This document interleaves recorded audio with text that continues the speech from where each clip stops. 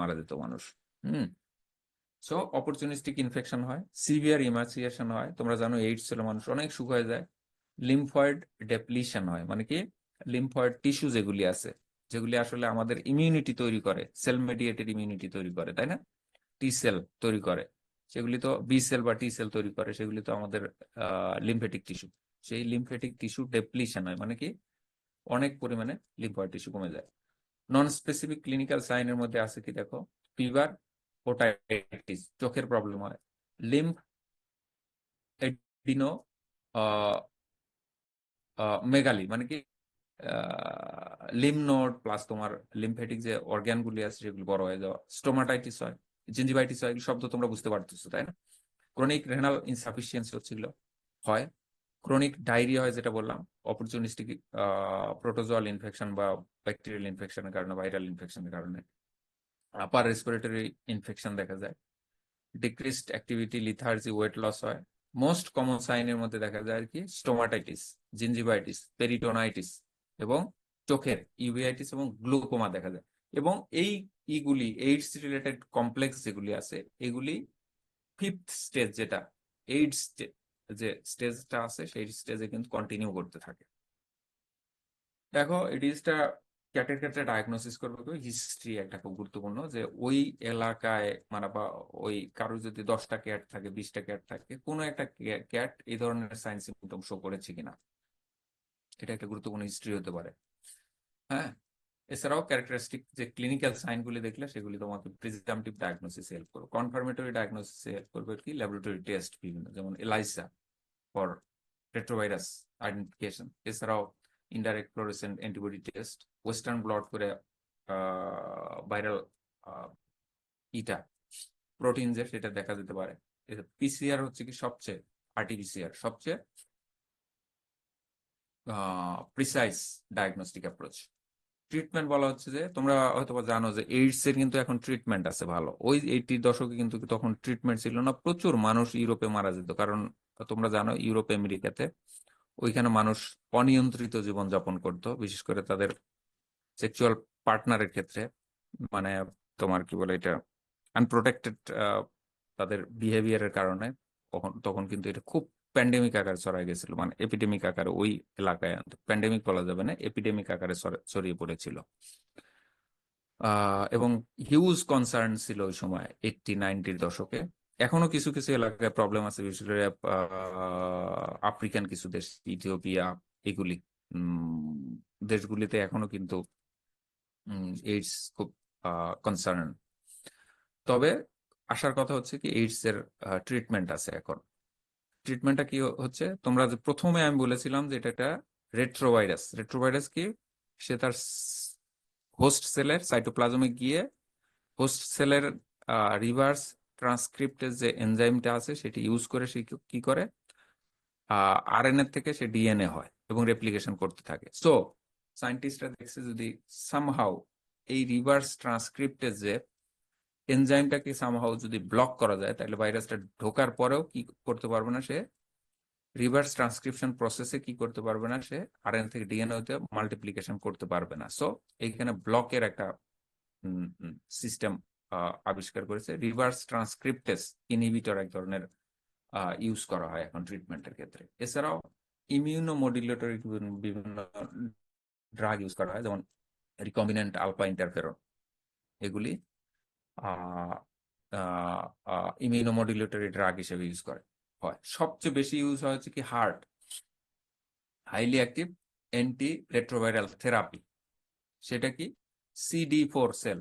তোমরা ইমিউনোলজিতে পড়েছো নাম জানি না, যে আমাদের ক্লাস্টার অফ ডিফারেন্সিয়েশন 4, যেটা যেটা টি সেলের সেল মেডিয়েটেড ইমিউনিটির একটা অন্যতম কম্পোনেন্ট। এবং এই CD4 আসলে কি এইডস এ বা এই এফআইভি তে আসলে কি হয়, CD4 এইটার পরিমাণ কমে যায়। সেল মেডিয়েটেড ইমিউনিটির যে এই কম্পোনেন্টটা খুবই পরিমাণে কমে যায়। সো সায়েন্টিস্টরা পরে দেখলো যে সামহাউ যদি ইমিউনোথেরাপি দেওয়া যায়, ধরো কারোর বডির থেকে ধরো CD4 নিয়ে সেটাকে যদি এইডস পেশেন্টকে দেওয়া যায়, মানে CD4 এর পরিমাণ বাড়ানো যায়। এই থেরাপিটাই এখন খুব অ্যাক্টিভলি চলতেছে।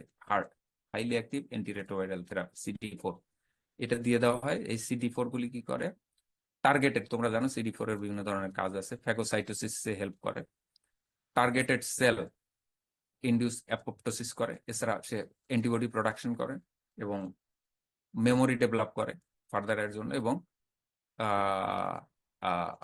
তোমার ন্যাচারাল কিলার সেল যেগুলিকে, এইগুলিকে ইনিশিয়েট করে to target the virus or some target particle. এইভাবে কিন্তু সে এই CD4 গুলি ভাইরাস ঢুকলেও সে ভাইরাসটাকে কি করে, ওই ভাইরাস ইনফেক্টেড সেলকে সরাসরি এই যে টার্গেটেড অ্যাপোপ্টোসিস করে অথবা ফ্যাগোসাইটোসিস করে, বিভিন্ন ওয়েতে সে কাজ করে। এবং এটা কিন্তু খুব ইফেক্টিভ ট্রিটমেন্ট এখন হিউম্যানের ক্ষেত্রে।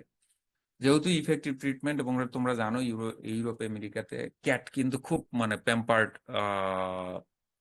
তোমার কি বলে কম্পেনিয়ন অ্যানিমাল ফর হিউম্যান, এবং আমাদের দেশেও খুব সো এই ট্রিটমেন্টটা কিন্তু FIV-র ক্ষেত্রে ক্যাটে available, I think in Europe America এইসব দেশে। আমি জানি না বাংলাদেশে ট্রিটমেন্ট হয় কিনা, কিন্তু অন্যান্য দেশে অবশ্যই এটার ট্রিটমেন্ট হয় হার্ট দিয়ে, highly active antiretroviral therapy CD4 দিয়ে।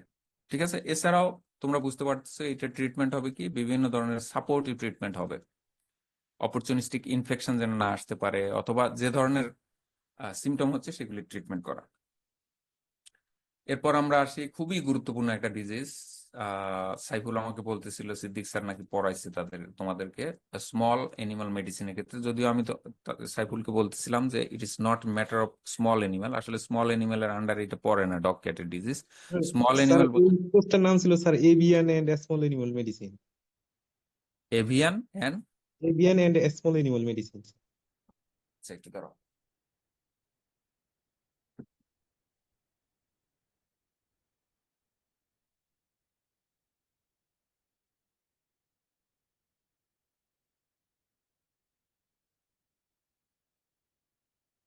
আচ্ছা, যেটাই হোক সেটা হচ্ছে তোমার এভিয়ান এন্ড স্মল, এই কোর্সটার নাম কি, companion animal medicine and wildlife zoo, aquatic and companion, নাকি নাম তোমাদের এটার? এটা sir fed zoo, laboratory and aquatic আচ্ছা, এনিমাল মেডিসিন। হ্যাঁ হ্যাঁ, তোমার ওইখানে যেটা বোঝানো হয়েছে তোমার avian and small animal medicine, ওইটার ভিতরে আসলে তোমার ডগ ক্যাট পড়ে না। ওই তোমাকে যেটা বলতেছিলাম, যাই হোক এটার কোনো নাই, কিন্তু এটা হয়তোবা স্যার যেটাই হোক না কেন, ওইটাতে আসলে তোমার এভিয়ান এবং স্মল রুমিনেন্ট পড়ানোর কথা ছিল। এনিওয়ে দেখো, আমরা জি এটা স্যার। যেহেতু তোমরা জানো, আমরা একটু ওভারভিউ দিয়ে যাই। এটা খুবই গুরুত্বপূর্ণ একটা ডিজিজ, ফেলাইন প্যানলিউকোপিনিয়া বা ফেলাইন পার্ভোভাইরাস ইনফেকশনও বলা হয় একে। আর তোমরা ডগের ক্ষেত্রে পড়েছো তাই না, canine parvovirus infection, similar virus feline parvovirus, Parvoviridae ফ্যামিলির আন্ডারের ভাইরাস। জেনাস হচ্ছে কি পার্ভো ভাইরাস, স্পিসিস হচ্ছে ফেলাইন পার্ভোভাইরাস অথবা ক্যানাইন পার্ভোভাইরাস, যেটাই হোক না কেন। যেটা বলে কি ফেলাইন প্যান লিউকোপেনিয়া, তোমরা বুঝতে পারছো লিউকোপেনিয়া মানে কি, এখানে লিউকোসাইটের পরিমাণ খুবই কমে যাবে, আমরা দেখবো পরে গিয়ে। এই ডিজিজটার আরো নাম বলা হয় feline infectious enteritis, but commonly এটাকে বলা কি ফেলাইন প্যান লিউকোপেনিয়া, তোমরা নামও শুনেছো। কিন্তু অন্য অন্য নামে ডাকে, যেমন ফেলাইন ডিস্টেম্পার বলে, ফেলাইন অ্যাটাক্সিয়া বলে, বা ইনকোঅর্ডিনেশন বলে। এবং বলা হচ্ছে যে এটা খুবই কন্টাজিয়াস একটা ডিজিজ। ক্যানাইন পার্ভোভাইরাস ইনফেকশনের ক্ষেত্রে আমরা বলতেছিলাম খুবই কন্টাজিয়াস একটা ডিজিজ, এবং এই ডিজিজটা সাডেন অকার করে, ওইখানেও আমরা বলেছিলাম সাডেন অকার করে। এখানে ফিভার হয়, ইনএপিটেন্স হয়, ডিহাইড্রেশন হয়, বমিশন হয়, ডিপ্রেশন দেখা যায়, লিকোপেনিয়া হয়, মানে লিকোসাইটের পরিমাণ কমে যায়, এবং অনেক বিড়াল মারা যায়। বলা হচ্ছে যে এপিজিওটিওলজি এবং ট্রান্সমিশনের মধ্যে আমরা যেটা জানি, সব বয়সী বিড়ালই এফেক্টেড হতে পারে, বাট এটা কিটেনের ক্ষেত্রে এটা প্রাইমারি ডিজিজ, বা কিটেনের ক্ষেত্রে এটা সিভিয়ারলি ডিজিজটা দেখা যায়। এবং এটা সিজনালিটি আছে ডিজিজটা, সাধারণত সামার এবং আর্লি ফল, এই যে সামনেই খুব বেশি হবে এটা ফেলাইন প্যানলিউকোপেনিয়া।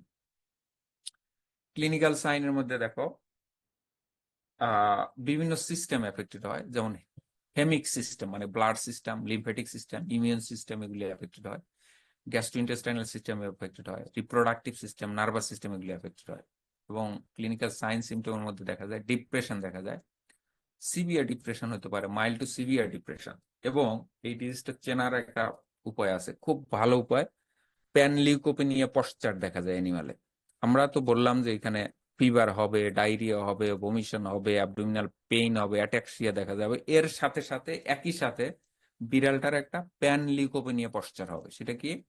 বিড়ালটা তার চেন বা থুতনিটা মাটিতে রাখবে, just প্রথম ছবিটা দেখো, মাটিতে রাখবে এবং তার স্টারনামটা ফ্লোরের মধ্যে রেস্ট করে রাখবে। মানে কি? স্টারনাম এন্ড চিন রেস্টিং অন ফ্লোর, এবং ফিট গুলিকে ট্রাঙ্কেটেড করে বডির নিচে নিবে, চারটা পাটা তার বডির নিচে নিবে, এবং top of scapula elevated over the back. এবং তার স্কেপুলাটা কি হবে? স্কেপুলা এরকম মানে এলিভেটেড থাকবে, এরকম। বুঝতে পারতেছ কিনা? এই যে যে যে এরকম, জাস্ট আমি যে মাউস ধরেছি এরকম থাকবে। আসলে অনেকে আমাকে এটা পড়ানোর সময় ছাত্র বলতে, স্যার বিড়াল তো বসে এই ধরনের। না, এটা একটু ডিফারেন্ট হবে। সেটা ডিফারেন্সটা কি দেখো, এই ছবিটা ভুলে যাও, এটা স্যালাইন দেওয়া অবস্থায় এটা ভুলে যাও। বিড়ালটা এটা তার চিনটাকে ফ্লোরে রেস্ট করে রাখবে এবং স্টার্নারটাকে রেস্ট করে রাখবে, চারটা পা ভিতরে দিবে, এবং তার স্কাপুলাটা কি হবে? এলিভেটেড থাকবে ওভার দ্য ব্যাক। এবং তার সাথে সাথে অবশ্যই ভমিশন, ডায়রিয়া, ফিভার, অ্যাবডোমিনাল পেইন এগুলি যদি থাকে, তাহলে বুঝবা যে এটা ফ্যালাইন প্যানলিউকোপেনিয়া হয়েছে। এবং এই পশ্চারটাকে বলা হয় কি? Feline panleukopenia. এবং সাথে সাথে দেখো, মাঝে মাঝে তুমি খাবার যদি দাও, খাবার পাত্র অথবা পানির পাত্র দিলে, এই বিড়ালটা তার মাথাটা খাবারের পাত্রের মধ্যে এরকম ঝুলায় দিবে। খেতে চাবে না, এরকম ঝুলায় রাখবে। হ্যাঁ, হ্যাং ওভার, কি বলে, হেড হ্যাং ওভারে water trap or food dish. এবং খেতে চাবে না, ও রিল্যাক্টেন্ট টু সোয়ালো, খেতে চাবে না। এটাও একটা খুব গুরুত্বপূর্ণ সিমটম, সাইন। এবং খুব দ্রুত বিড়াল মারা যাবে। সাধারণত ক্লিনিক্যাল সাইন ডেভেলপ করার 12 ঘন্টার মধ্যে বিড়াল মারা যাবে। যে বিড়ালটা 24 ঘন্টার উপরে বাঁচবে, সেগুলি দেখা যাবে যে অনেক জ্বর থাকবে, লিথার্জি দেখা যাবে, অ্যানোরেক্সিয়া, এক্সট্রিম ডিহাইড্রেশন হবে। কারণ কি? পারসিস্টেন্ট ভমিশন হতে থাকবে, যেটাকে প্রিন্সিপাল ক্লিনিক্যাল সাইন বলা হচ্ছে, পারসিস্টেন্ট ভমিশন। এরকম আর একটা ডিজিজ তোমরা দেখেছো, পারসিস্টেন্ট ভমিশন। কোন ডিজিজ বলো তো? আমরা পড়াইছি হেলিকোব্যাকটেরিওসিস, হেলিকোব্যাক্টার পাইলোরি, যেটা মানুষে করে, বা হেলিকোব্যাকটেরিওসিস এর ক্ষেত্রে আমরা কিন্তু পারসিস্টেন্ট ভমিশন দেখেছি ডগের ক্ষেত্রে। ক্যাটের ক্ষেত্রে পারসিস্টেন্ট ভমিশন হলে এবং ওই ধরনের সাইন সিমটম যদি শো করে, ডিহাইড্রেশন থাকে এবং ডায়রিয়া থাকে, তাহলে বুঝতে পারবে যে এটা ফেলাইন প্যানলিউকোপেনিয়া। এবং যে বিড়ালগুলি আর বাঁচবে না, মারা যাচ্ছে, সেগুলি দেখা যাচ্ছে সাবনর্মাল টেম্পারেচার থাকবে, কমা কমা দেখা যাবে, এবং 2-1 ঘন্টার মধ্যে সেটা মারা যাবে। ডায়াগনোসিস করবা কিভাবে? ডায়াগনোসিসের জন্য যে ক্লিনিক্যাল সাইন হিস্ট্রি তো আছে, তার চেয়েও একটা খুবই গুরুত্বপূর্ণ, যদি কনফার্ম করতে চাও, ওগুলি দেখে আসলে প্রিজাম্পটিভ ডায়াগনোসিস করতে পারবা। History, clinical sign. হিস্ট্রির মধ্যে কি? যে তাকে ভ্যাকসিন করা হয়েছে কিনা, অথবা আশেপাশের বিড়ালে এরকম হচ্ছে কিনা, যেহেতু খুব হাইলি কন্টাজিয়াস, সেটা খুব গুরুত্বপূর্ণ হিস্ট্রি হবে, এই দুইটা। এর সাথে সাথে ক্লিনিক্যাল সাইন যেগুলো বললাম, প্যানলিউকোপেনিয়া পশ্চার, তার মাথাটা ঝুলায় রাখছে, এর উপরে পারসিস্টেন্ট ভমিশন, এগুলি তো আছে। সবচেয়ে গুরুত্বপূর্ণ কনফার্ম করার জন্য কি? তার ব্লাড অ্যানালাইসিস করো এবং লিউকোসাইট কাউন্ট করে দেখবে যে এই লিউকোসাইটের পরিমাণ দেখো কত কমে গেছে। 50 থেকে 3000-এর মধ্যে cell per microlitre of blood. Normal কত থাকে? 4000 থেকে 28000 লিউকোসাইট পার মাইক্রোলিটার ব্লাড। কিন্তু এখানে কত কমে যাবে দেখো, 50 থেকে 3000 এর মধ্যে থাকবে। So this is hallmark of laboratory finding that leukocyte count become so less between 50 to 3000 cell per microlitre of blood. Okay. এছাড়াও থ্রম্বোসাইটোপেনিয়াও হবে, থ্রম্বোসাইটের পরিমাণও কমে যাবে। ট্রিটমেন্ট বলা হচ্ছে যে মেইনলি সাপোর্টিভ ট্রিটমেন্ট দিতে হবে। ফ্লুইড ইলেকট্রোলাইট, তোমরা বুঝতে পারতেছো যে এটা কমন কথা, যেহেতু ডায়রিয়া বমিশন হচ্ছে, ফ্লুইড ইলেকট্রোলাইট হবে। অ্যান্টি ইমেটিক হবে, যেহেতু বমি হচ্ছে। অ্যান্টি ডায়রিয়াল দিতে হবে, সাথে সাথে অ্যান্টিবায়োটিক দিতে হবে, কারণ এখানে সেকেন্ডারি ব্যাকটেরিয়াল ইনফেকশন হওয়ার চান্স খুব বেশি, যেহেতু গ্যাস্ট্রোইন্টেস্টাইনাল ট্র্যাক্ট অ্যাফেক্টেড আছে। এরপর আসি আমরা কি? Feline leukaemia virus. আচ্ছা, তোমরা এর ভিতরে কিন্তু কোশ্চেন করতে পারো, যদি পারো, যদি কোনো কোশ্চেন থাকে কারোর, আমাকে কোশ্চেন করতে পারো, আমাকে থামাই দিয়ে। আদারওয়াইজ আমি কন্টিনিউ করতেছি। দেখো, ফেলাইন লিউকেমিয়া ভাইরাস, যেটাকে FELV ইনফেকশনও বলা হয়, ফেলাইন লিউকেমিয়া ভাইরাস ইনফেকশন। সেটা কি? আমরা দেখো রেট্রো ভাইরাসের যেটা বলতেছিলাম, রেট্রোভিরিডি ফ্যামিলির আন্ডারের আমি দুইটা ভাইরাসের কথা বলেছিলাম, ব্রডলি দুইটা ক্যাটাগরি। একটা হচ্ছে বলছিলাম কি অনকোজেনিক রেট্রোভাইরাস, আর একটা লেন্টিভাইরাস। যেটা লেন্টিভাইরাস নিয়ে আমরা কথা বললাম আগে। হ্যাঁ, লেন্টিভাইরাস নিয়ে আমরা আগে কথা বললাম, যেগুলি কি করে, ইমিউনো ডেফিসিয়েন্সি করে, FIV, SIV, simian immunodeficiency virus, তারপর human immunodeficiency virus, visna maedi, অথবা ইকুইন ইনফেকশিয়াস এনিমিয়া। এটা ছিল কি লেন্টিভাইরাস গ্রুপের জেনাস। আর একটা হচ্ছে কি অনকোজেনিক রেট্রোভাইরাস। আসলে এই যে ফেলাইন লিউকেমিয়া ভাইরাসটা রেট্রোভিরিডি ফ্যামিলির আন্ডারের অনকোজেনিক রেট্রোভাইরাস, এবং খুবই ফ্যাটাল একটা ভাইরাস, যেটা বিড়ালের খুবই মৃত্যু ঘটাতে পারে। ভাইরাস, এই ভাইরাসগুলি আসলে কি বোন ম্যারোতে রেপ্লিকেট করে। এছাড়াও এর আগে আমরা কি দেখেছিলাম, যে যে কোনো সেলে, তাই না, আমরা ওই লেন্টিভাইরাসের ক্ষেত্রে দেখছিলাম যে সেলের ভিতর ঢুকে রিভার্স ট্রান্সক্রিপ্টেজ ইউজ করে। সেম এই ভাইরাসটাও কি করে, স্পেসিফিক এরিয়া আছে তার, সেটা কি করে অনকোজেনিক, যেটা সেটা বোন ম্যারো, স্যালাভারি গ্ল্যান্ড এবং রেসপিরেটরি এপিথেলিয়াম, এগুলির ভিতরে ঢুকে তার সাইটোপ্লাজমে গিয়ে রিভার্স ট্রান্সক্রিপ্টে যে এনজাইম আছে সেগুলি ইউজ করে, মানে আরএনএ থেকে ডিএনএ হয়, রিভার্স ট্রান্সক্রিপশন প্রসেসে হয়, এবং কি করে মাল্টিপ্লিকেশন করতে থাকে। At the same time host সেলে ডিএনএর সাথে মিশে গিয়ে বিভিন্ন ধরনের ই করে, চেঞ্জ করে, এবং কি করে এই ক্ষেত্রে কি হয়, ক্যান্সার করে, তাই না? অনকোজেনিক মানে কি, ক্যান্সার করে, মেইনলি ব্লাড ক্যান্সারটা করে আর কি, ব্লাডের ক্যান্সার করে। দেখো, সো এই ভাইরাসটার অনকোজেনিক রেট্রোভাইরাস, এটার ক্ষেত্রে তার টার্গেট ই হচ্ছে কি, রেপ্লিকেশনের টার্গেট হচ্ছে বোন ম্যারো, স্যালাইভারি গ্ল্যান্ড এবং রেসপিরেটরি এপিথেলিয়াম। এবং এই ভাইরাসটা সাধারণত এফেক্ট করে হচ্ছে কিটেনে less than 1 month of age, এবং বাট বলা হচ্ছে যে যেগুলি ওল্ডার ক্যাট, সেগুলি naturally resistant to this virus.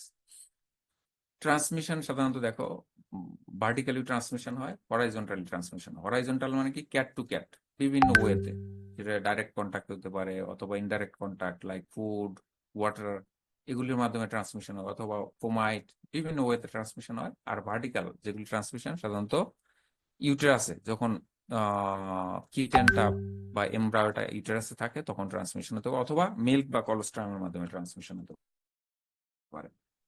Clinical sign দেখো, সলিড টিউমার করে, যেটা বললাম। সলিড টিউমার কিসে? সাধারণত লিম্ফেটিক টিস্যু যেগুলি আছে, লিম্ফেটিক অর্গানের সলিড টিউমার করে। লিম্ফোসার্কোমা, হ্যাঁ, মানে কি লিম্ফেটিক অর্গানের ক্যান্সার, অর লিউকেমিয়া করে। এখানে সাধারণত বলা হচ্ছে কি, সেল মেডিয়েটেড ইমিউনিটি যেটা আছে সেটাকে কম্প্রোমাইজ করে ফেলে। মানে কি, সেল মেডিয়েটেড ইমিউনিটি মানে ওই যে CD8, CD4 এগুলির পরিমাণ কমায় দেয়, টি সেলের পরিমাণ কমায় দেয়। টি সেলের পরিমাণ কমায় দিলে কি হবে, সেল মেডিয়েটেড ইমিউনিটির পরিমাণ কমে যাবে। কারণ জানো তোমরা, সেল মেডিয়েটেড ইমিউনিটি কিন্তু আমাদের এই যে তোমার কি বলে ইনিশিয়াল কি বলে এই ইনফেকশনের ক্ষেত্রে কিন্তু প্রথম রেসপন্স করে তোমার সেল মেডিয়েটেড ইমিউনিটি। এটার ডিফারেন্স আছে যদিও, যে তোমার হিউমারাল ইমিউনিটি যেটা অ্যান্টিবডি ডিপেন্ডেন্ট ইমিউনিটি, সেটা কিন্তু তোমার সাধারণত ব্লাডের মাধ্যমে যে ইনফেকশন হয় সেটার এগেনস্টে খুবই হয়। সো সেল মেডিয়েটেড ইমিউনিটি যখন কমে যায় তখন এই যে এফেক্টেড হোস্টটা, সেটা ব্যাকটেরিয়াল, ভাইরাল এবং ফাঙ্গাল ইনফেকশন, মানে সেকেন্ডারি ইনফেকশন বা অপরচুনিস্টিক ইনফেকশনের পরিমাণ বেড়ে যায়। রেনাল ফাংশন ইম্পেয়ারমেন্ট হয়, মানে কিডনির প্রবলেম হয়। পলিআর্থ্রাইটিস হয়, মানে মোর দেন 4 or 5 জয়েন্ট এফেক্টেড হয়, যেটাকে পলিআর্থ্রাইটিস বলে। রিপ্রোডাক্টিভ এবং সেন্ট্রাল নার্ভাস সিস্টেম ডিসঅর্ডার দেখা যায়, এবং এই রিলেটেড ক্লিনিক্যাল সাইন সিমটম দেখা যায়। এবং ডায়াগনোসিসের ক্ষেত্রে যেটা বললাম, হিস্ট্রি, ক্লিনিক্যাল সাইন তো আছেই, সাথে সাথে এইটা কনফার্মেশনের জন্য এলআইসি দরকার, অথবা ইনডাইরেক্ট ফ্লোরোসেন্ট অ্যান্টিবডি। মোর কনফার্মেশনের জন্য বা প্রিসাইজ কনফার্মেশনের জন্য এটা ডেফিনিট ডায়াগনোসিসের জন্য পিসিআর করা যেতে পারে। ট্রিটমেন্ট দেখো, অনেকটা ট্রিটমেন্ট হচ্ছে কি তোমার এফআইবির মতো। এখানে অ্যান্টি রেট্রোভাইরাল থেরাপি যেমন দিতে হবে, মানে রিভার্স ট্রান্সক্রিপ্টেজ ইনহিবিটর দিতে হবে, সাথে তোমার ইন্টারফেরন, রিকম্বিনেন্ট ইন্টারফেরন যেটা ইমিউনোমodulator সেটা দিতে হবে, প্লাস CD4 যেটা দেখলা তুমি, হ্যাঁ, সেটারও ট্রিটমেন্ট দিতে হবে। হার্টের মতো হাইলি অ্যাক্টিভ অ্যান্টিরেট্রোভাইরাল থেরাপি যেটা, সেটাও দিতে হবে। এরপর আসো কি, খুবই কমন একটা ডিজিজ বাংলাদেশে খুবই হচ্ছে, হয় বা কমন, এটা একটা ক্যাট ফ্লু। তোমরা নাম শুনেছো খুবই, ক্যাট নিয়ে যাদের খুব বেশি আগ্রহ আছে বাই দিস টাইম, যারা ট্রিটমেন্ট শুরু করেছে অথবা যাদের ক্যাট আছে, তাদের জন্য এটা বলা খুব বেশি। Feline respiratory disease, cat flu যেটাকে বলা হয়, এটাকে অন্য নামেও বলা হয়। এটা আসলে সাধারণত আপার রেসপিরেটরি ইনফেকশন বলা হয়। এবং এইটা সাধারণত কিছু কিছু ভাইরাস এবং ব্যাকটেরিয়া ইনফেকশনের কারণে হয়। এটা অনেকটাই হিউম্যান ফ্লুর মতো। হিউম্যান ফ্লুর মতো। হিউম্যান ফ্লু হলে কি হয়, সিজনাল ফ্লু, মানুষের যে ফ্লু হচ্ছে, সাধারণত নাক দিয়ে হালকা একটু জ্বর আসে, নাক দিয়ে পানি আসতে থাকে, হাঁচি হতে থাকে, হ্যাঁ, অনেক সময় চোখ দিয়ে পানি আসতে থাকে, এগুলির মতোই, হিউম্যান ফ্লুর মতোই এই ক্যাট ফ্লুতে এই ঘটনাটা ঘটে। তবে কিছু কিছু ভাইরাস এবং ব্যাকটেরিয়া একসাথে এই ইনফেকশনটা করে। সাধারণত হেলদি ক্যাটে এটা খুব বেশি সিরিয়াস কনসার্ন না। তবে কিটেনে এটা অনেক সময় মারাত্মক হতে পারে, ইভেন কিটেন মারাও যেতে পারে, বিড়ালের বাচ্চা।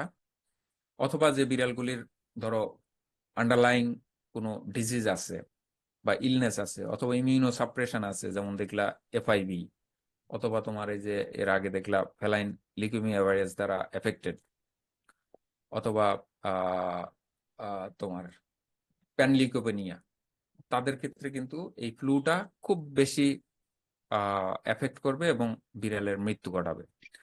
সাধারণত এখানে দেখো কি কি ভাইরাস জড়িত। সাধারণত দুইটা ভাইরাস, ক্যালিসি ভাইরাস এবং হারপিস ভাইরাস এটার জন্য রেসপন্সিবল। এছাড়া দুইটা ব্যাকটেরিয়া, যেমন বডিটেলা ব্রঙ্কিসেপ্টিকা, যেটা দেখছিলাম তোমার kennel cough, canine infectious tracheobronchitis, Bordetella bronchiseptica, same ব্যাকটেরিয়াটাও এই ক্যাট ফ্লুর জন্য রেসপন্সিবল হতে পারে। এছাড়াও ক্ল্যামাইডোফিলিয়া ফেলিস, এটাও ক্যাট ফ্লু করতে পারে।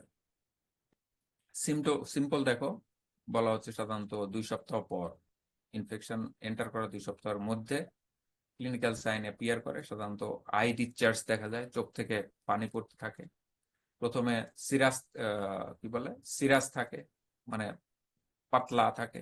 তারপর আস্তে আস্তে এটা মিউকয়েড হতে থাকে, ঠিক হয়ে যায়, গ্রিন কালারের ইয়েলো কালার হয়ে যায়, নেজাল ডিসচার্জ হতে থাকে।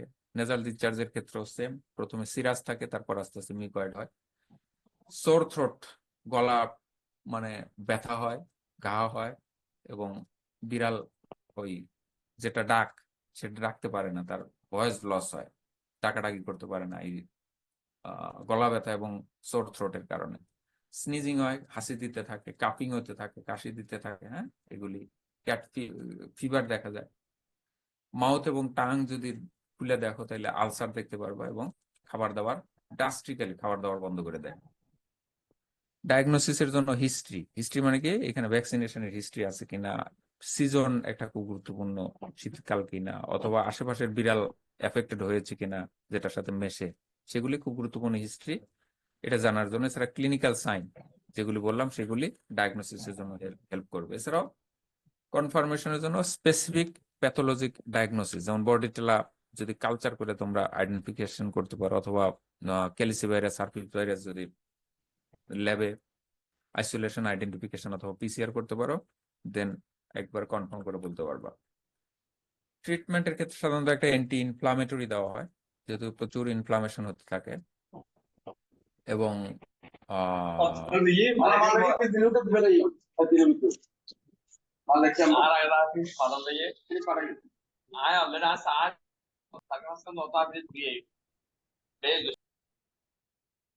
একে তো মিউটও করা যায় না, সাইফুল।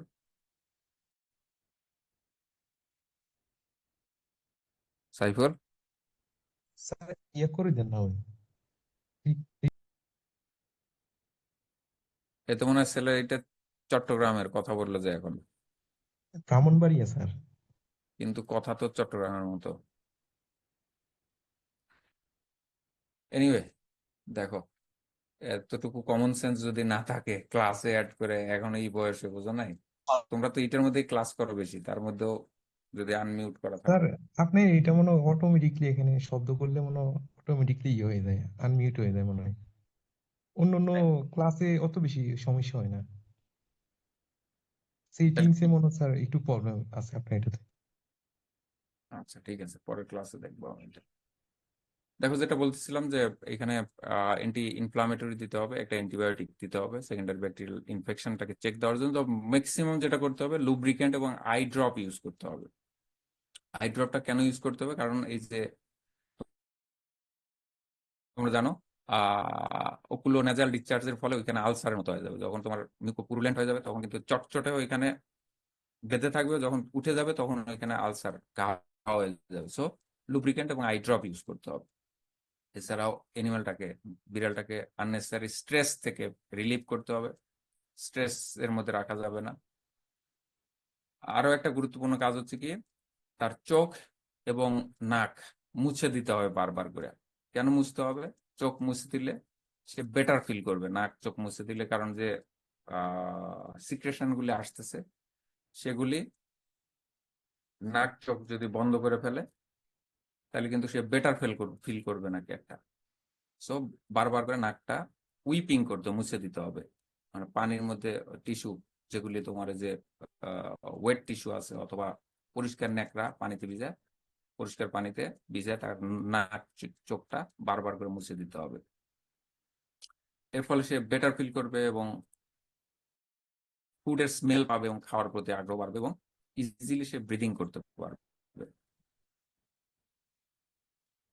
আচ্ছা, এছাড়াও তোমার বিড়ালটা খাওয়ানো দিতে হবে এবং তাকে স্যালাইন দিতে হবে যেন হাইড্রেটেড।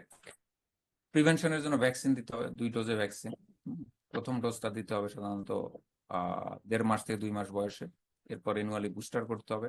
হুম।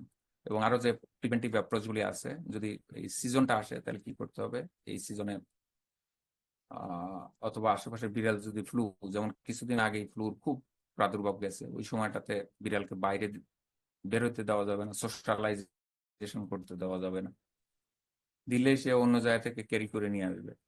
অথবা একসাথে যদি অনেকগুলো বিড়াল থাকে যেটা এফেক্টেড হচ্ছে তাকে তাড়াতাড়ি সরায় ফেলতে হবে। আলাদা করে ট্রিটমেন্ট দিতে হবে। এগুলি কমন কথা জাস্ট প্রিভেনশনের জন্য। এরপর আসো কি, প্যারাসিটামল টক্সিসিটি ইন ক্যাটস। এটা খুব আহ, আহ, আহ, ঘটে কিন্তু প্যারাসিটামল টক্সিসিটি। স্যার ক্যাট ফ্লুটা যদি আক্রান্ত হওয়ার পরে তখন তো আর ভ্যাকসিনটা দেওয়া যাবে না, না? মানে চিকিৎসা চলাকালীন সময়ে। আর চিকিৎসা চালাতে হবে, চিকিৎসা চালাতে হবে, ভ্যাকসিন ওই সময় দিয়ে কাজ হবে না। হুম, জি স্যার। চিকিৎসাটা দিতে হবে। তবে যারা ক্যাট আছে যাদের, তারা কিন্তু জানে ক্যাট ফ্লু সম্পর্কে। ইনিশিয়াল ভ্যাকসিনেশন প্লাস তোমার রিনুয়াল ভ্যাকসিনেশন করে ক্যাট ফ্লুর এগেনস্ট সবাই। হুম, জি স্যার। যারা করে না তাদের ওই প্রবলেমটা হয় আর কি। আবারও অনেক ক্ষেত্রে করার পরও নাকি হচ্ছে, এটা বলে আর কি, আমাদেরকে রিপোর্ট করে যে ক্যাট ফ্লুর ভ্যাকসিন আছে, দেওয়া আছে, তারপরও হচ্ছে আর কি। কারণ এটা মাল্টিপল অর্গানিজম, তো এই জন্য জি একটু স্যার। প্রবলেম হয়ে যায়। স্যার এটা যে অঞ্চলে হচ্ছে মানে ওই অঞ্চলে মানে ব্যাপক আরে ছড়িয়ে পড়ে, দেখা হ্যাঁ যাচ্ছে কি হ্যাঁ, ওই খুব বেশি মানে খুব অঞ্চলে। কন্টাজিয়াস তো। জি স্যার। স্যার ভ্যাকসিনের দামও তো অনেক স্যার। হ্যাঁ হ্যাঁ, অনেক অনেক দাম আর কি। ওই যে বিড়াল রেয়ার করতে গেলে তোমার বাচ্চার চেয়ে খরচ বেশি হবে, এটা মেনেই নিতে হবে তোমাকে। যারা রাখে তারা দেখি তো অনেক খরচ করে বিড়াল ক্ষেত্রে, মানে যার একটা বাচ্চা। এই জন্যই তো যখন পড়ানো শুরু করছিলাম বলছিলাম যাদের বিড়াল আছে তাদের কিন্তু পেট প্যারেন্টস বলা হয়। হ্যাঁ, কারণ তারাও কিন্তু একটা সিগনিফিক্যান্ট অ্যামাউন্টের স্পেন্ড করে তাদের এই পেটের জন্য, বিশেষ করে বিড়াল কুকুরদের জন্য। হুম। এবং এটা কিন্তু একজন এখন আর লাক্সারি না, এটা মানে আমাদের সকল লোয়ার মিডল ক্লাসের একটা ইন্টিগ্রাল পার্ট হয়ে গেছে এখন, কিপিং ক্যাট। ঠিক আছে, দেখো তুমি, ইভেন ছাত্ররা, আমি শুনছি তোমাদের হলে আছে কিনা, ঢাকা ইউনিভার্সিটির আমরা একটা কাজ করছিলাম ওই যে এখনো চলমান আছে, আমরা টক্সোপ্লাজমা এই এতে ক্যাটে ব্লাড নিছে এবং ফিসিস নিছে এবং দুই ওয়েতে আমরা ই করছি, এলাইসা করছি এবং পিসিআর। ওই স্যাম্পল আনার সময় দেখতেছি ঢাকা ইউনিভার্সিটির হলের মেয়েদের কাছে বিড়াল আছে, তাদের থেকেও স্যাম্পল নিছি আমরা। ঠিক আছে, সো এটা কতটুকু হয়েছে এটা বুঝতে পারো। সো আমরা এই যে প্যারাসিটামল টক্সিসিটি নিয়ে পড়বো, এটা একটা কিন্তু খুবই কমনলি ঘটে, কারণ অনেকে জানে না। একটু জ্বর হয়েছে, যে ফ্লু হয়েছে, এই জন্য রাখছি আমি ফ্লুর পরে। ফ্লু হয়েছে না বুঝা চিন্তা করে, আচ্ছা ফ্লু হয়েছে, একটু হিস্টাসিন আর একটা প্যারাসিটামল খাওয়া দেয়, ঠিক হয়ে যাবে। এই খাওয়াতে গিয়ে কিন্তু বিড়ালটা খুব দ্রুত মারা যেতে পারে। ঠিক আছে, সেই জন্য এই যে ফ্লুর পরে রাখছি আমি এটা পড়ানোর জন্য, প্যারাসিটামল টক্সিসিটি ইন ক্যাটস। প্যারাসিটামলের জেনেরিক নাম তো তোমরা জানো, প্যারাসিটামল বলে, তবে শুদ্ধটা হচ্ছে কি এসিটামিনোফেন। তোমরা জানো কি না? অনেক ক্ষেত্রে কিন্তু অনেক ভাইভাতে তোমাদেরকে জিজ্ঞেস করবে, তোমরা কম্পিটিটিভ এক্সামে যাবে, তখন বলবে আচ্ছা প্যারাসিটামলের জেনেরিক নাম বলেন তো, নাপার জেনেরিক কি? হুম এসিটামিনোফেন। ঠিক আছে, এটা বলছে কি ওভার দ্য কাউন্টার মেডিসিন, কারণ একবারে কমনলি আমরা আমরা অ্যান্টিবায়োটিকই কিনি চায়া চায়া, আর প্যারাসিটামল তো এমনি কিনি, ডাক্তার প্রেসক্রিপশন করতে হয় না, এমনি আমরা রাস্তাঘাটে আচ্ছা 2 পাতা প্যারাসিটামল দিয়ে রাখেন, ঘরে নিয়ে রেখে দিই আমরা, over the counter medicine. Too much, মানে এইটা, মেট্রোনিডাজল, তারপর রিসেন্টলি তোমার কি বলে, ফেক্সো, তাই না, ফেনাডিন, ফেক্সোফেনাডিন, এগুলি কিন্তু খুব কমন ওষুধ আমাদের ঘরে এমনি থাকে। হ্যাঁ, কিন্তু বলা হচ্ছে যে এই প্যারাসিটামলটা কিন্তু হাইলি টক্সিক টু ক্যাটস। কিভাবে?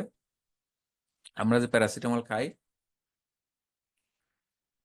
আহ আমাদের প্যারাসিটামলটা খাওয়ার পর আমাদের লিভারে যায়, সব ওষুধে আলটিমেটলি আমাদের লিভারে গিয়ে কিন্তু মেটাবলিজম হয়, তাই না? পার্টিকুলার প্রত্যেকটা ড্রাগের জন্য মেটাবলিজমের জন্য পার্টিকুলার এনজাইম আছে। সেরকম তোমার প্যারাসিটামলের জন্য আমাদের বডিতে, অন্য অ্যানিমেলের বডিতে কি বলে, মিউকোরোনাইল ট্রান্সফারেজ এক ধরনের এনজাইম আছে লিভারে, যেগুলিকে মেটাবলাইজ করে বা ডিটক্সিফাই করে ফেলে। কিন্তু এই এনজাইমটা ক্যাটে নাই, ক্যাটের লিভারে নাই। সো যখনই ক্যাটকে প্যারাসিটামল খাওয়ানো হয়, তখন এই প্যারাসিটামলটা বা এসিটামিনোফেন যেটা কনভার্ট করে একটা টক্সিক কম্পাউন্ডে, যেটা হিউজ টক্সিসিটি করে এবং ক্যাটকে খুব দ্রুত মেরে ফেলে। ঠিক আছে, এটা হলো মানে আসল আর কি। দেখো, টক্সিক ডোজ একটা বিড়ালের জন্য সিম্পল, একটা প্যারাসিটামল যেটা আমরা খাই মানুষের জন্য 500 mg, তাই না? এখন আবার 650 mg বের করছে, তাই না, যেটা এক্সটেন্ডেড। হুম নর্মাল যেটা, সেটা হলো 500 mg।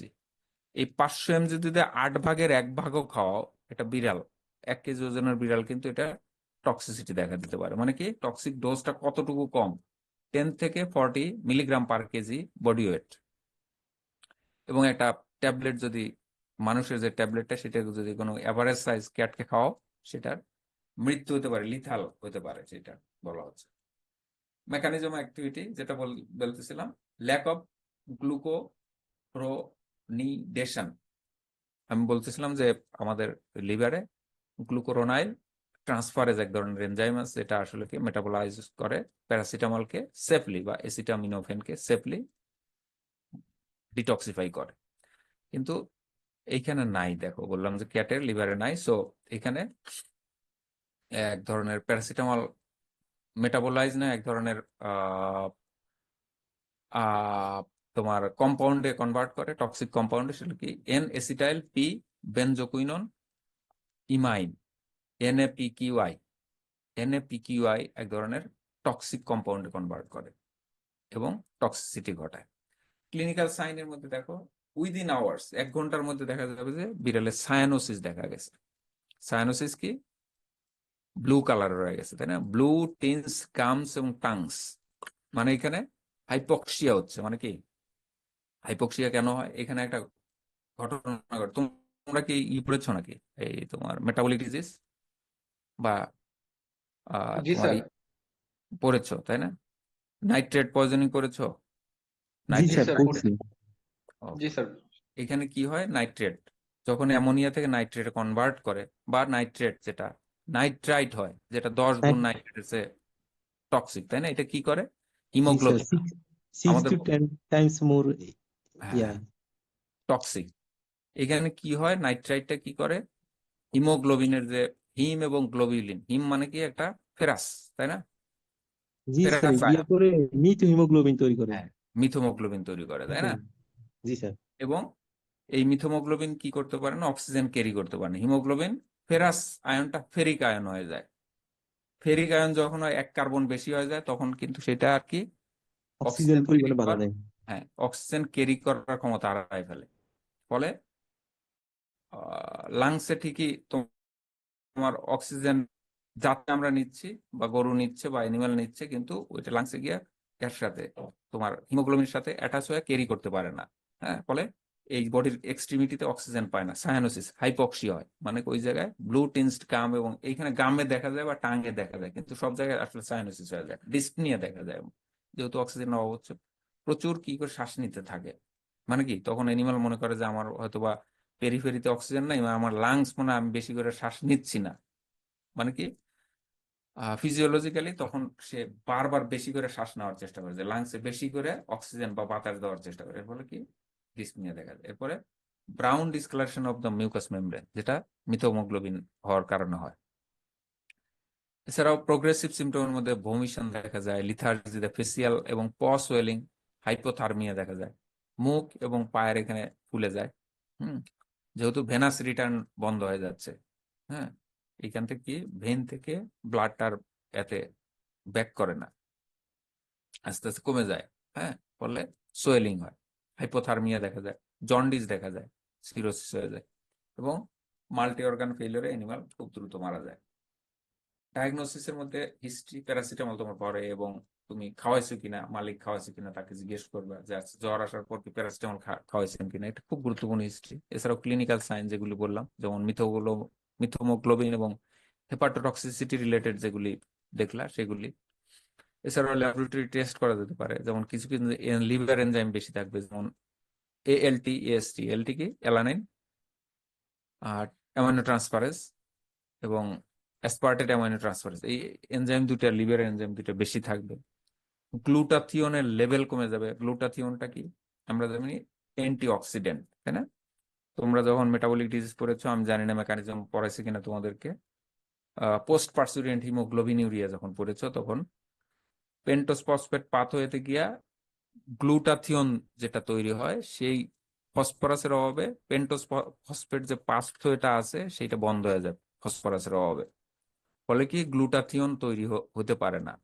না হওয়ার ফলে ব্লাডের ভিতরে যে হিমোগ্লোবিন সেটার প্রিসিপিটেশন হয়ে যায়। কারণ কি, যে আমাদের বডিতে বা অ্যানিমালের বডিতে পারক্সাইড যে তৈরি হয় মেটাবলিজমের ফলে, যে পারক্সাইড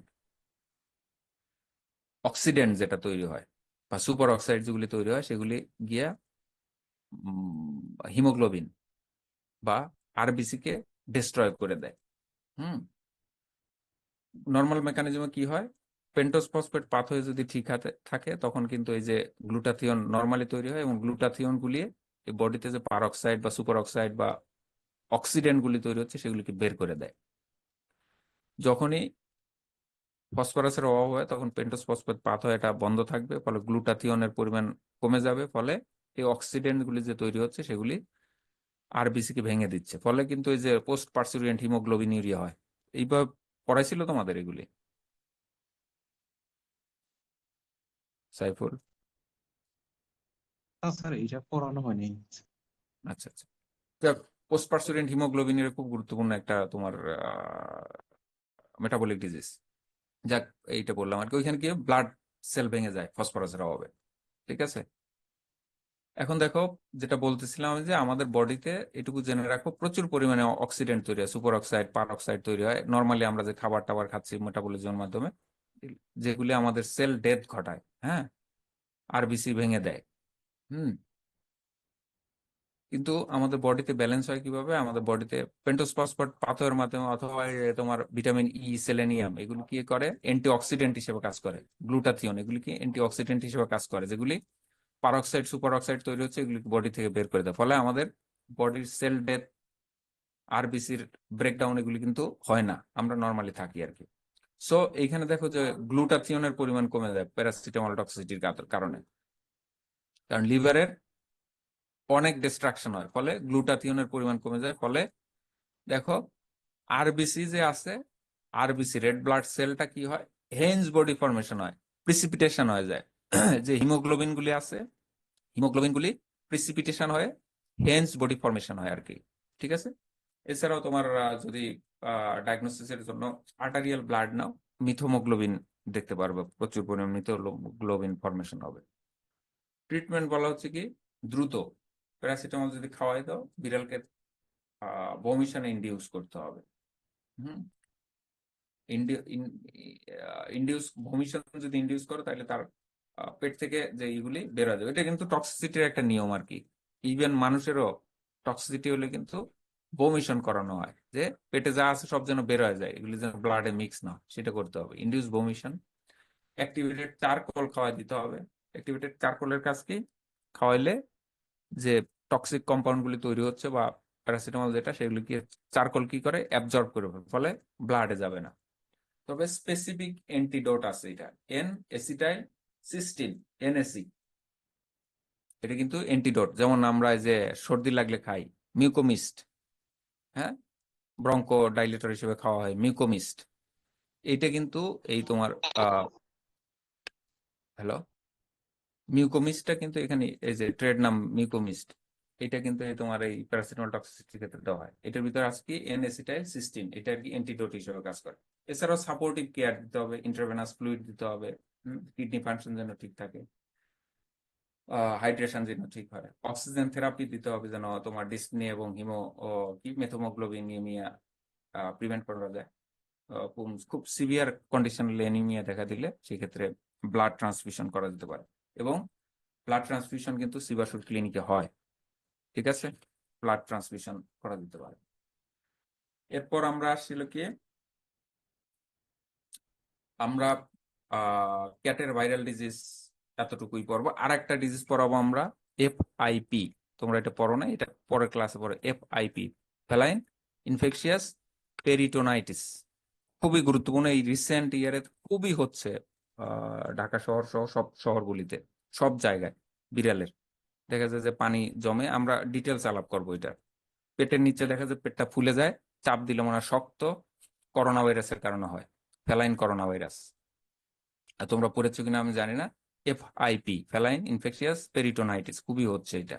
এবং এই ডিজিজটার ট্রিটমেন্ট একটা লং টাইম, 96 দিনের একটা ট্রিটমেন্ট করতে হয় বিড়ালের।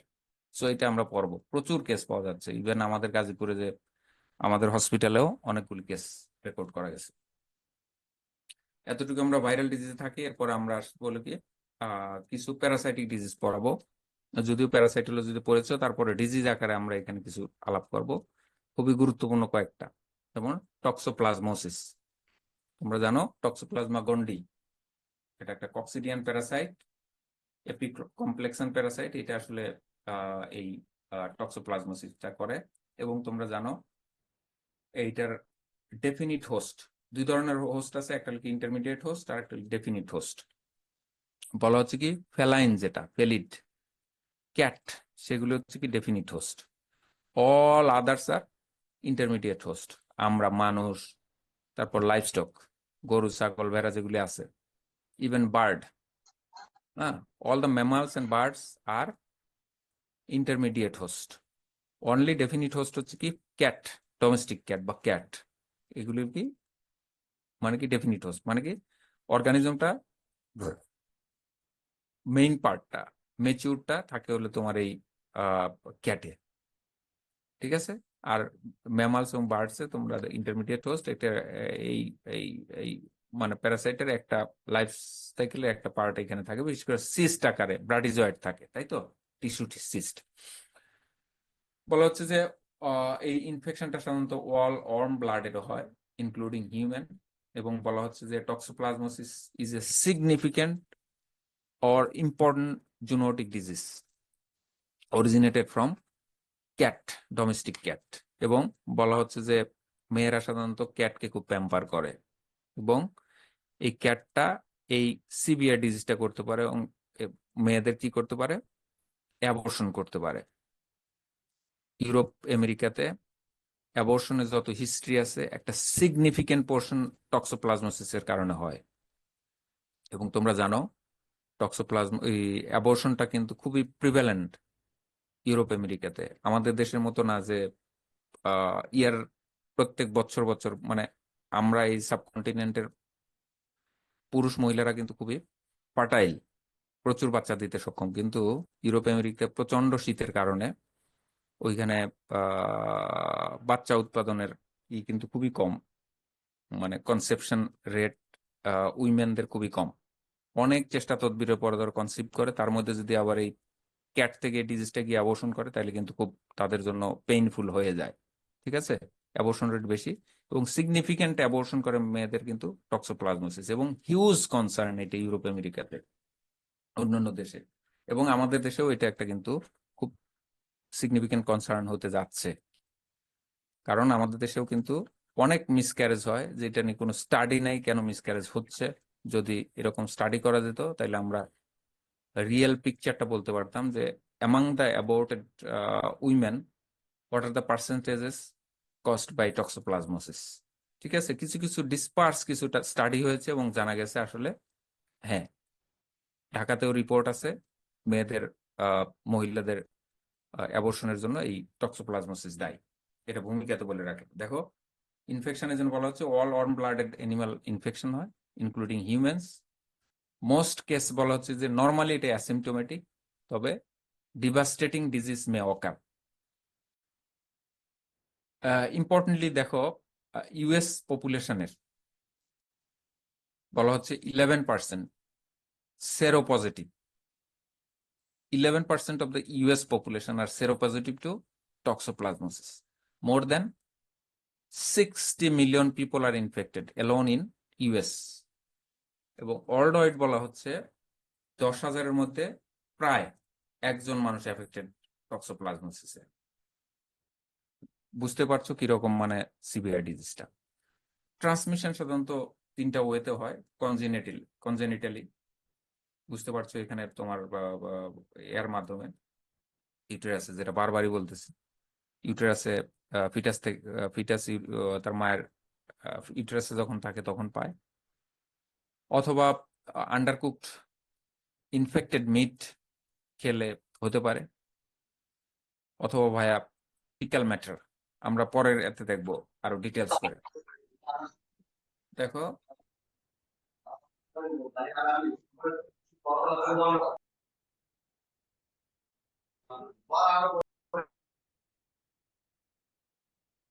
দেখো এখানে ক্যাটটা হচ্ছে কি ফাইনাল হোস্ট বা ডেফিনিট হোস্ট। সে তার ফিসিসের মাধ্যমে ওসিস্ট, টক্সোপ্লাজমার ওসিস্ট রিলিজ করে। এই ফিসিসটা, ক্যাটের ফিসিস অনেক সময় র্যাট, তারপর পাখি খায়। আবার ক্যাটকে কে খায়? র্যাট। সরি, র্যাটকে কে খায়? ক্যাট, অথবা বিভিন্ন পাখি খায়। এই এই এই ওসিস্ট গুলো গিয়া র্যাটের মাসলে গিয়া মানে সিস্ট ফর্মেট করে, অথবা পাখির মাসলে গিয়া সিস্ট ফর্ম করে, সেটাকে আবার ক্যাট খায়। সো ক্যাট এই ওয়েতে পায়। অথবা ক্যাটের ফিসিস দেখো খায় কে? লাইভ স্টক, গরু, ছাগল, ভেড়া, মানে তারপর তোমার কি বলে, শূকর, এবং তাদের মাসলে সিস্ট ফর্ম করে। সেই মাসলগুলি যদি আবার আন্ডারকুক স্টেক, ইদানিং স্টেক খাওয়ার প্রচলন হয়েছে, সেগুলি মানুষ খায়, তাহলে পেতে পারে মানুষ। অথবা মানুষ কি পায় কিভাবে? ক্যাটের ফিসিস ধরো হ্যান্ডেল করলো, ঠিক মতো হাত ধুলো না, সেটা দিয়ে খাবার খেয়ে ফেললো, ওই ক্যাটটা ইনফেক্টেড ছিল টক্সোপ্লাজমা দ্বারা, মানুষ ইনফেক্টেড হতে পারে। এবং এইটাই সাধারণত ঘটে। মেয়েরা কি করে, ওই বিড়াল করতেছে, চিপস রেখে দিচ্ছে, বিড়ালকে আদর করতেছে, চিপস খাচ্ছে, বিড়াল টয়লেট করে আসছে একটু আগে, হাত দিয়ে খুব আদর করতেছে, আবার ওখান থেকে চিপস নিয়ে খাচ্ছে অথবা একটা খাবার খাচ্ছে, বলে কিন্তু ইনফেক্টেড হচ্ছে। অথবা হতে পারে তোমার খাবারের সাথে মিশতেছে, পানির সাথে মিশতেছে ক্যাটের ফিসিসটা, সেই খাবার পানির মাধ্যমে মানুষ পাচ্ছে। এই হলো ট্রান্সমিশন ওয়ে। দেখো, টক্সোপ্লাজমোসিস ক্যাটে কি করে? সাধারণত বলা হচ্ছে যে ক্যাটে টক্সোপ্লাজমোসিস কোনো সাইন সিমটম শো করে না। তবে যদি ক্যাট ইমিউনো সাপ্রেসড হয়, আগে যেমন দেখলাম আমরা বিভিন্ন ডিজিজ দ্বারা যদি এফেক্টেড হয়, অথবা ইয়াং কিটেন হয়। তোমরা জানো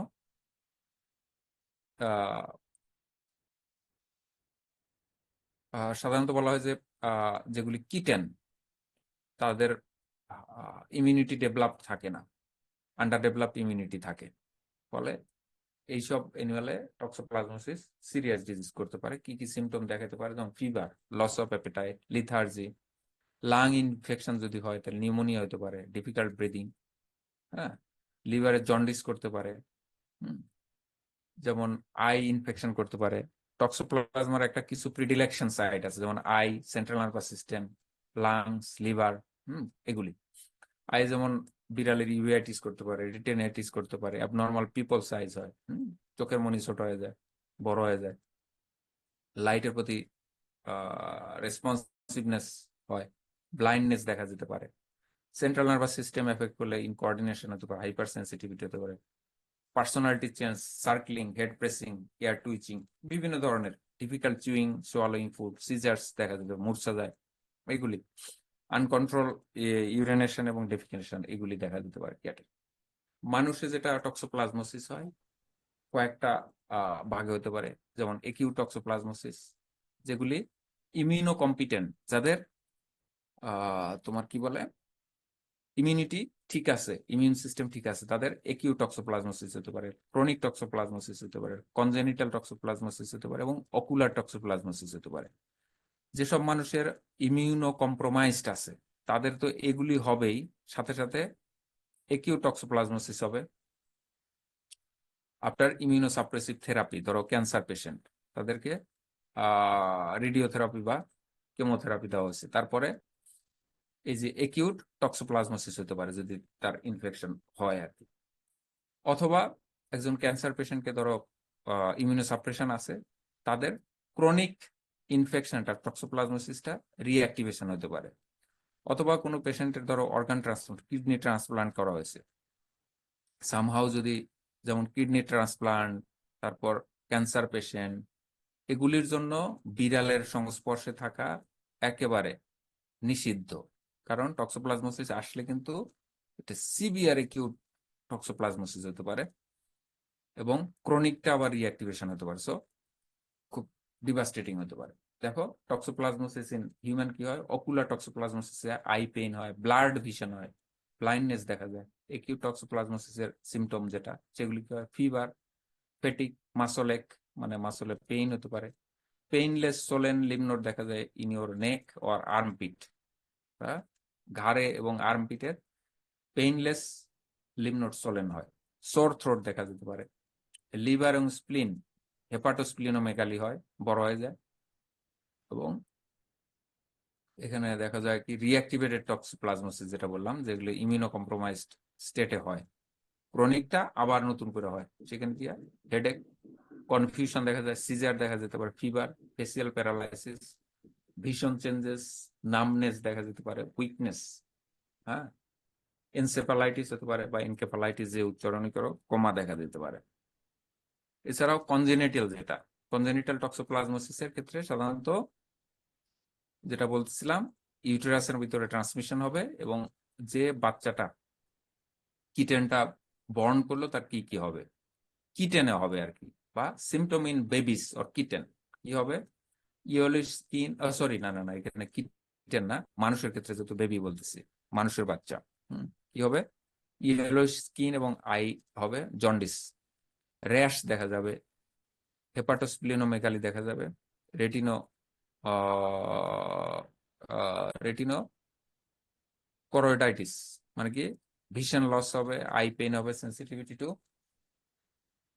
লাইট, এগুলি হবে, ব্রেনে ক্যালসিয়াম ডিপোজিশন হবে, হাইড্রোসেফালাস দেখা যাবে, মাইক্রোসেফালি দেখা যাবে, মানে কি ব্রেন বড় হয়ে যাবে, মানে পানি জমবে, ফ্লুইড জমবে, যেটাকে হাইড্রোসেফালাস বলে, অথবা ব্রেনের সাইজ ছোট, মাইক্রোসেফালি বলে, সিজার দেখা যাবে, কগনিশন ডিলে হবে, মানে কি পড়াশোনা ধরো, মানে তার বুদ্ধি জ্ঞান কম হবে, ডিলে, লার্নিং ডিলেস অর ডিফারেন্স, মানে অটিস্টিক যে টাইপ সেই টাইপ হয়ে যাবে।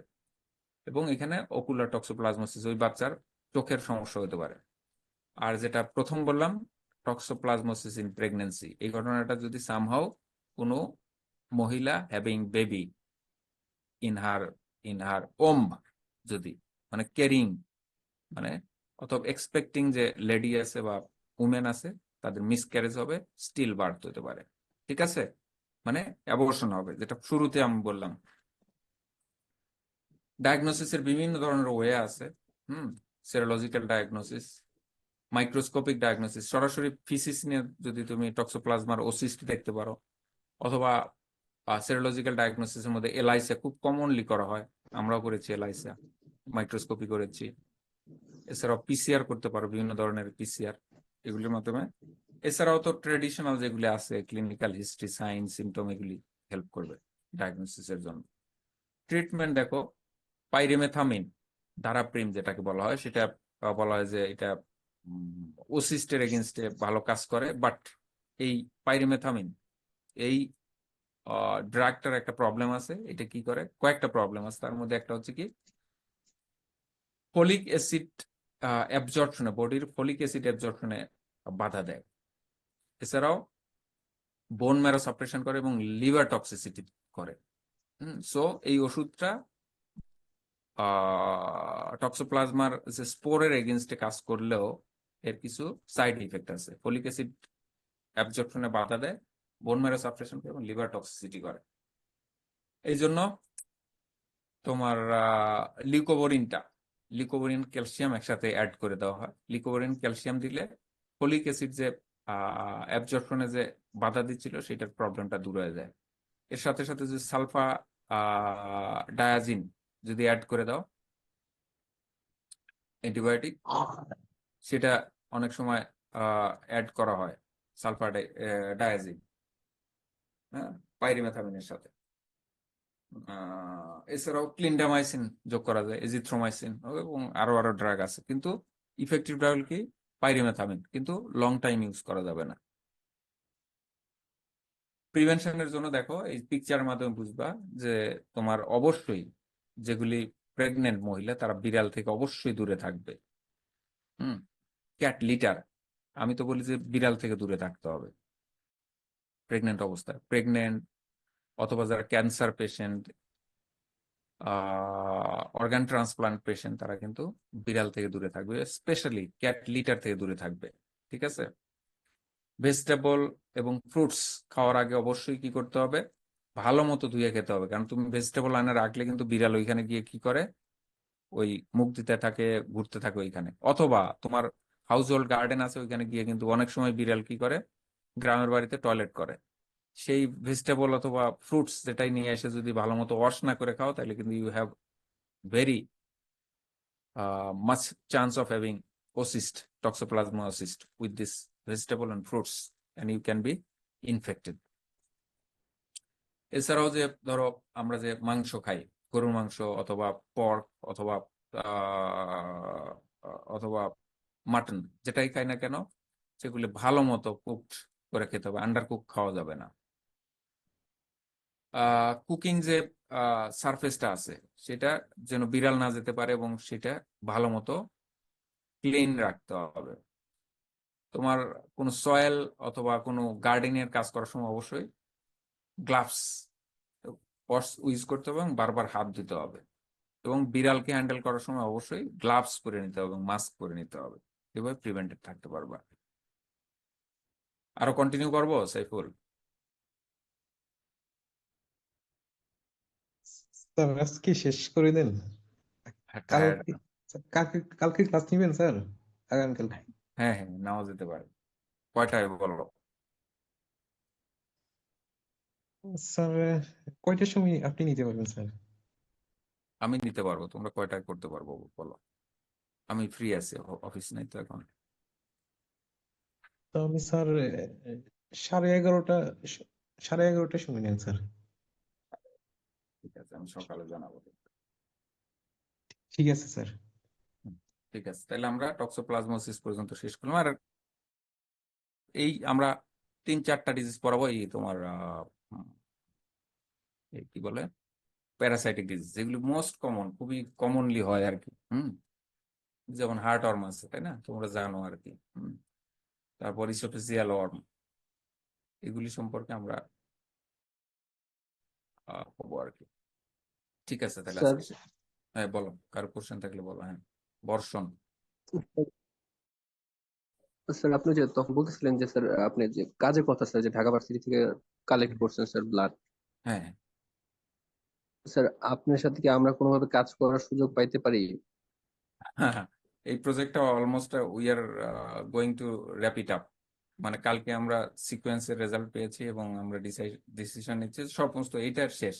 তবে আরেকটা স্কোপ আছে আমাদের, সেটা হচ্ছে কি তোমরা আমাদের আরেকটা প্রজেক্ট অনগোয়িং, সেটা হচ্ছে যে আমরা এইবার নিব হলো কি বিভিন্ন এনিম্যালের, যেমন গরু, ছাগল, ভেড়া, এই তিনটা অ্যানিমেলের জি স্যার। হার্ট, লাংস এবং কস্টাল মাসল, এই তিনটা জায়গাতে স্যাম্পলিং করব।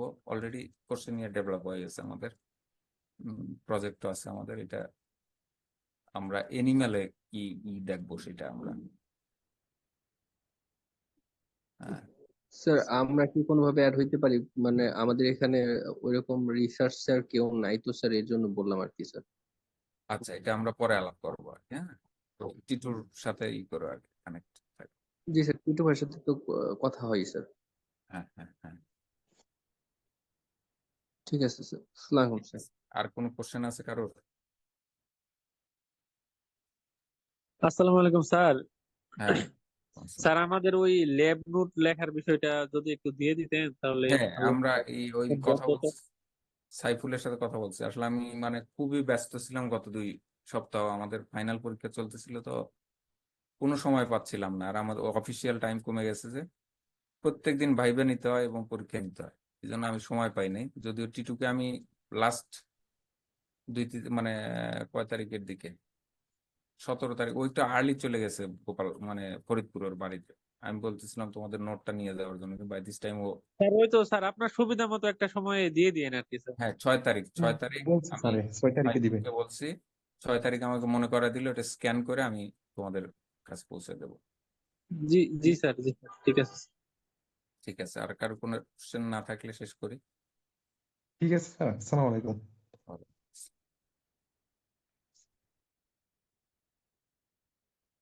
এই সাইফুল, তুমি এটা আমাকে পার্সেন্টেজটা দিয়ে দিও, অ্যাটেন্ডেন্সটা। জি স্যার, আমি পাঠিয়ে দিব। ক্লাস নাম্বার কত? আর এগুলি ক্লাস কিন্তু হয়তো বা ধরতেছো তোমরা একটা, কিন্তু এগুলি কিন্তু লেন্থ অনেক হচ্ছে, so you can convert it to classes. আমি এটা করব, তোমরা দিয়ে রাখো তোমাদের নাম্বার, তোমরা ঠিক রাখো। আমি যখন কাউন্ট জি করবো স্যার, আচ্ছা, আপনি স্যার ডবল করে দিন, সমস্যা নাই। কারণ বেশি টাইম নিচ্ছি তো, তাই না? স্যার এগুলো কাউন্ট হয় না, মানে কয়টা ক্লাস নিচ্ছে না নিচ্ছে, অনেক টিচারে দেখা যাচ্ছে 4-5টা লেকচার দিয়ে শেষ করাই দিই। আমরা কততম লেকচার দিলাম আজকে? এটা স্যার এটা মনে হয় 4 নাম্বার নাকি 5 নাম্বার মনে হয়। 5 নাম্বার, তাই না?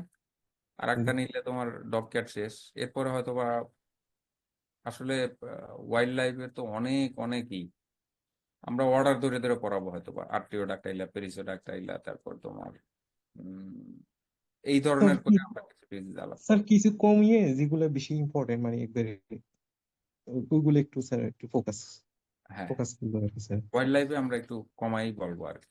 হুম, কারণ জি ওয়াইল্ড স্যার। লাইফের বিষয়টা তো ও, মানে অনেক কিছুর সাথে মিল আছে। যেমন আর্টিওডাক্টাইলা যেগুলি, যেমন হরিণ টরিন যেগুলি আসছে আর কি, যেগুলি তোমার গোটের যে ডিজিজ, ওগুলি আমরা বলে দেবো আর কি, হ্যাঁ, স্পেসিফিক কিছু ডিজিজ ছাড়া। জি স্যার। ঠিক আছে, তাহলে শেষ করি আমরা। আল্লাহ হাফিজ। জি স্যার।